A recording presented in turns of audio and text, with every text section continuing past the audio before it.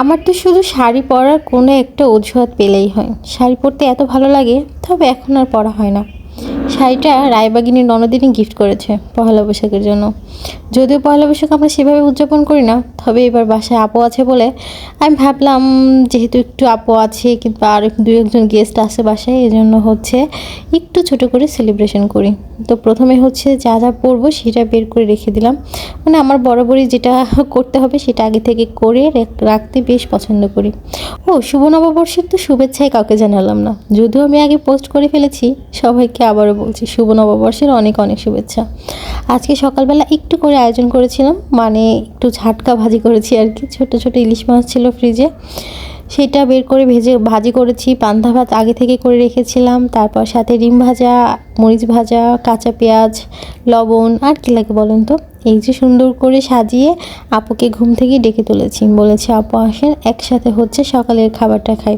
আপু দেখে বলছে বাবা তুমি এত কিছু আয়োজন করেছো। বললাম যে আপনি আছেন তো, এই জন্য আপনার জন্য একটু আয়োজন করলাম। তো আপুর সাথে মিলে সুন্দর করে হচ্ছে খাবারটা খেয়ে নিলাম। আর আমার তো পান্তা লাভার আপনি সবাই জানেন, আর খেতে যে এত মজা লাগছিল। মাছ ভাজা ডিম ভাজার সাথে পান্তা ভাতের তো কোনো তুলনাই নেই। তারপর এরকম একটু পহেলা বৈশাখের অকেশনে খেতে বেশ মজা লাগছিল। তারপর আর কি শাড়িটা পরে নিলাম সুন্দর করে গা গোছল দিয়ে। এবার হচ্ছে রান্না বান্নার পালা। আজকে শাড়ি পরে আমি রান্না করব।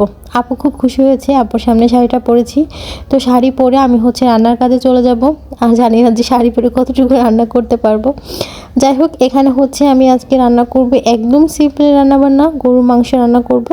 আর সাথে হচ্ছে মুসুরির ডাল পাতলা করে রান্না করব, আর সাদা ভাত। আর ইলিশ মাছ ভাজি করেছিলাম সেটাও রয়ে গেছে। তাই ভাবলাম যে আর কিছু না করি, ইলিশ মাছ ভাজি, গরুর মাংস আর হচ্ছে ডাল, এটাতেই অনেক, তাই না?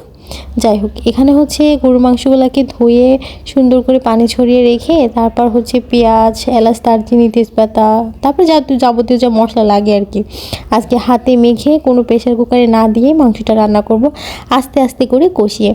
তো আমি হচ্ছে সব কিছু দিয়ে মেখে সুন্দর করে বসিয়ে দিয়েছি, বলকও চলে এসেছে।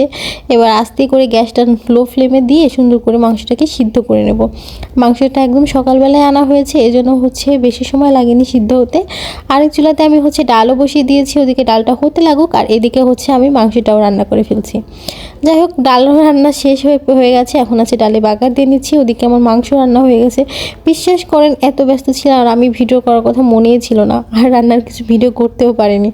তারপর আর কি, এই যে সবাই মিলে একটু খাওয়া দাওয়া করে নিব। এখন খাওয়া দাওয়ার পরে ঘুরতে যাব। ঘুরতে যাওয়ার ভিডিও কিন্তু আরেকটা ভিডিওতে আসছে। এখানে যদি আমি পুরো ঘুরতে যাওয়ার ভিডিওটা দেখাই তাহলে অনেক বড় হয়ে যাবে, এই জন্য আর দেখাচ্ছি না। আর বাসায় আরও গেস্ট আছে, তাদের ভিডিও নেক্সট একটা ভিডিওতে শেয়ার করব। আর আমাকে একটু এক ঝলক দেখেন তো কেমন লাগছে আমার ফ্রিজের রান্নাতে, একটু দেখিয়ে দিলাম।